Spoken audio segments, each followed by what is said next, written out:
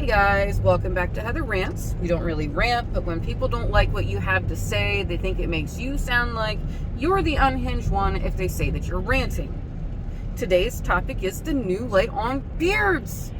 We have a beliefs clarified that we shouldn't have needed because it's not in the Bible. There's nothing in the Bible preventing you from having beards, but they had a say on beards. I went to 3 different congregations on a semi-regular basis growing up. Never saw a beard in the one. In anyone. Ever. Of anybody that was in a position of authority. My wannabe elder dad didn't even have a beard. It was inappropriate. But the interesting thing is that we needed a beliefs clarified in the first place. Covered that topic. But there's also this pretty common / typical debate where, somebody knew an exception of the rule and therefore that entire insight that this was an actual policy was inaccurate. The truth that you know about the truth is a lie because they know of one exception. It's the same with college because my father knew of somebody who the mother organization was paying for their college.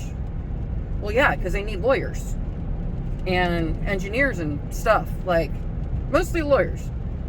They'll hire an engineering company.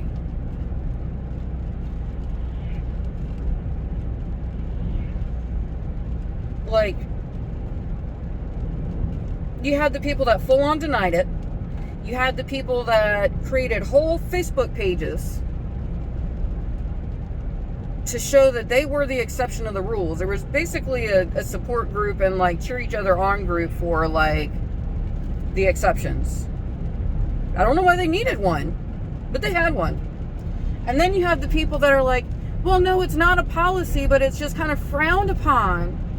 Because, in the 60s, it was seen as rebellious.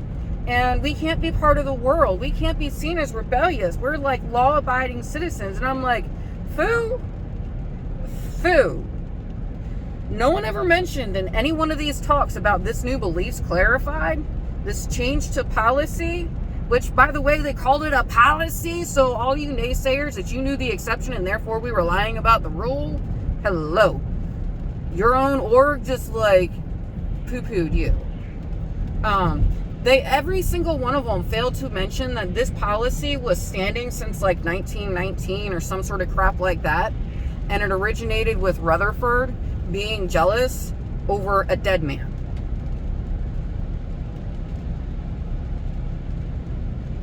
It originated with Rutherford being jealous over a dead man. And 40, 50 years later, it just so happened to be seen as rebellious in the hippie era. And the men were growing out their hair and their beards and the da-da-da-da-da. Why did they not talk about the fact that this has been since 1919-ish, around that time? And that it had nothing to do, it just so happened to fit in the 60s. They didn't talk about that. Which is weird. I think it's weird. I think it's telling that they want to ignore that this has been ongoing since before they had a reason. It shouldn't have been a reason in the first place. It's not in the Bible.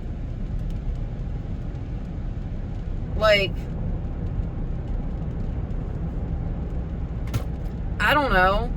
Wearing turquoise now might be seen as cultural appropriation now for natives, the actual natives, indigenous people to a land, because in my country it is. And somebody could have been wearing turquoise and somebody frowned on it because I don't like that. That's kind of flashy. That's kind of whatever. And now it's indigenous appropriation. It fits now. But now you can say it's offensive. You can officially say it's offensive. but now it was offensive this whole time to you, but now you got a reason, so that justifies the whole time. Whatever. But yeah, the other interesting thing, they had to clarify it. This is the argument I'm expecting from people. They had to clarify it because this wasn't a rule the whole time. They said in their talk that this was a change in policy. That this was a change in policy. We faithfully followed the policy. Or I knew this whole time it shouldn't have been a policy. Look, when they change an actual religious belief and not a policy on your appearance, it's under Beliefs Clarified. They called this a clarification to a policy. This is a,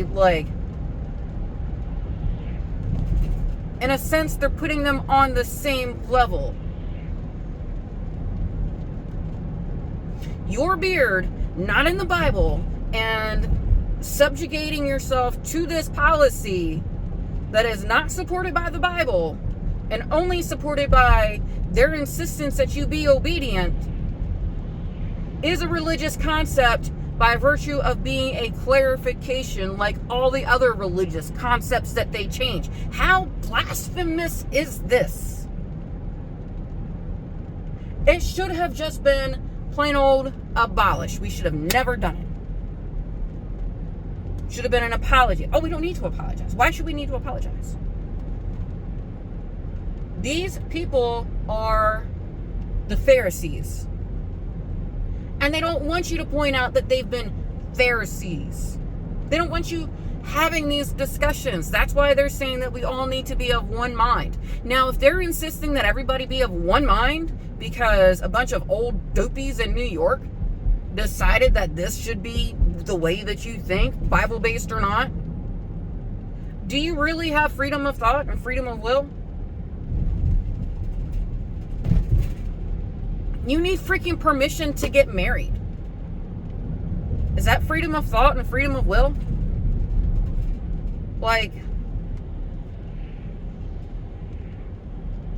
You're subject, they literally have talks about, your elder wants you to paint a wall, a brick wall at the Kingdom Hall with an 1.5 inch, 2 inch paintbrush, and, it doesn't make sense to you, but you need to be obedient and do it anyway.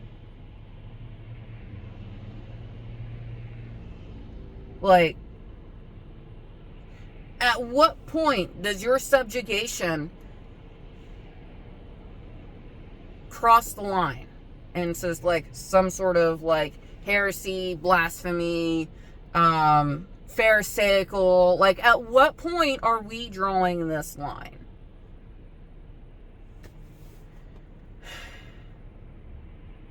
Their talk justifying that they don't need to say an apology says it all to me. It says it all to me.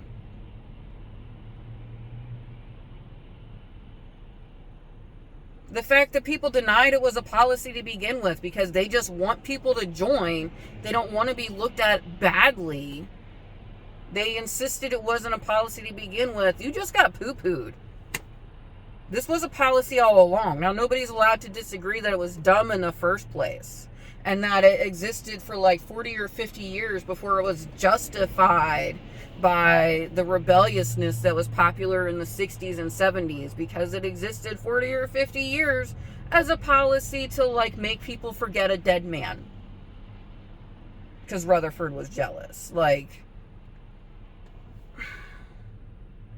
And once again, actual religious beliefs versus a policy made by man. It's not pharisaical, but it belongs under Beliefs Clarified. I don't know, guys.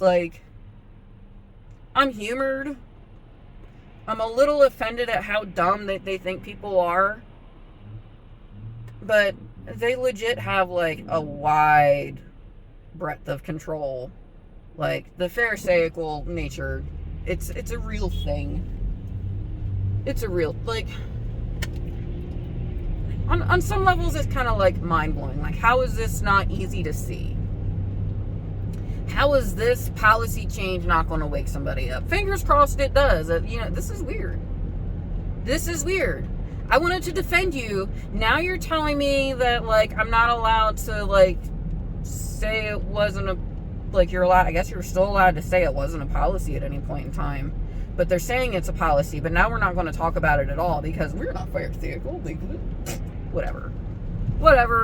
Y'all have a good one.